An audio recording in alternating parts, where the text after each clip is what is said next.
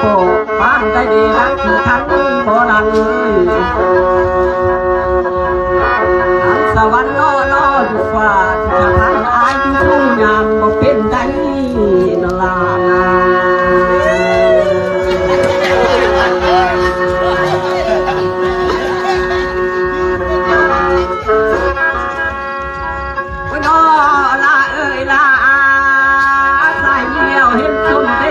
นางเอ้ยสิกำเกลือมาเล่นใส่บ่อยิงงามเอ้ยอันเป็นแลนฮอดแล้วอันปลูกสมพันธุ์ลาวไม้บ่เป็นได้นาลานา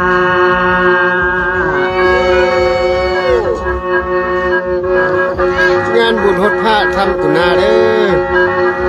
อน้อลาเอ้ยคอยเป็นคนพะโลลินได้หมอลำบ้านคำตุนาสายก็ลิ้นลา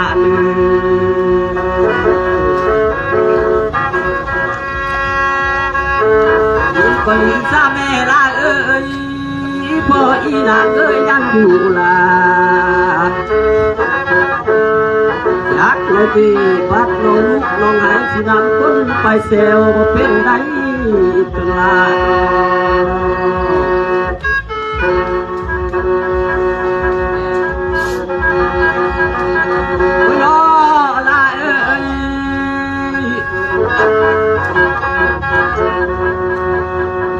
จุดแต่ความเล่าว่าคุณงามมือใจเจ้านั้นบ่นำก็เต็มทีหมอลำนี่แล้วนลานา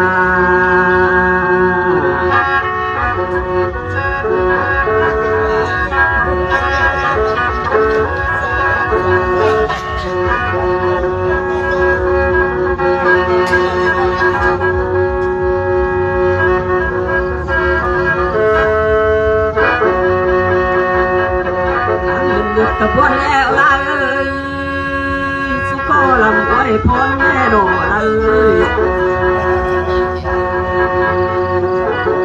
พอมันมืดไปตอนนี้มันมีแต่ตอนนั้นตัวเพียงกันลำได้ลานา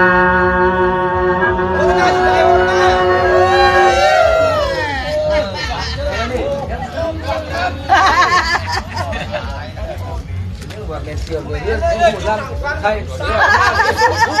สมองอีเปิดกินตับก็เสียงเสียงโลกโอ้โหแล้วโอ้ยิ้วเนื้อโอ้แล้วมันยังยินฟาดเลยล่ะจะมาช่วยบ่ต่อสมอลำปลาขึ้นมันเนาะลำพาวไปกูดีเนาะ